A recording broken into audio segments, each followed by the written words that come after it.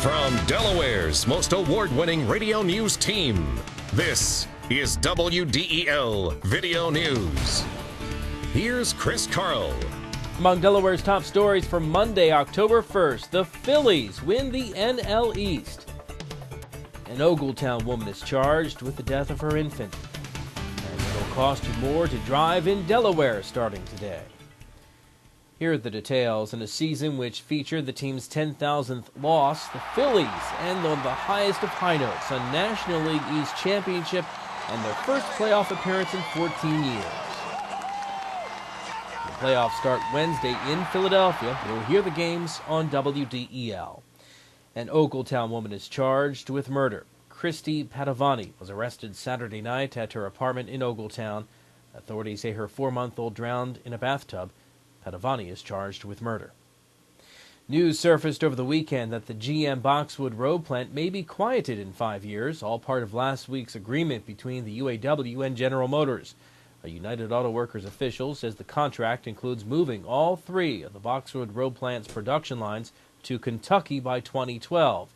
When contacted by the Associated Press, Delaware Economic Development Director Judy McKinney-Cherry says she wasn't worried and that she's heard the talk of shifting production to Kentucky is speculation. Governor Minner's spokeswoman says they're not aware of any plans to shift production to Kentucky. A GM spokesman declined to comment. Coming up, a real scare at a scary place. WDEL News continues in a moment.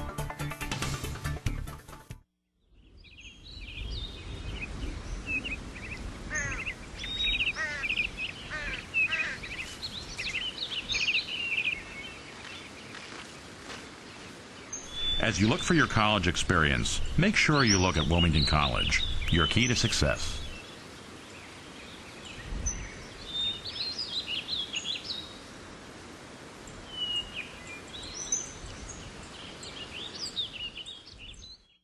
A fire at a Claymont Halloween attraction was not part of the show. No one was hurt late Friday afternoon at the Scare World Haunted House on Naaman's Road. Claymont firefighters put out a small fire. The fire marshal traced the cause to an employee using a lighter for light while installing sound equipment. The attraction remains open. Well, you're going to be paying more to drive starting today. Tolls for cars are going up on I-95 by $1, and on weekends on Route 1 by $1 at the dollar tolls as well. Motor vehicle fees are also going up. Mike Williams of DelDOT says some of those fees haven't increased in decades. For example, the passenger vehicle registration cost hasn't gone up since 1965.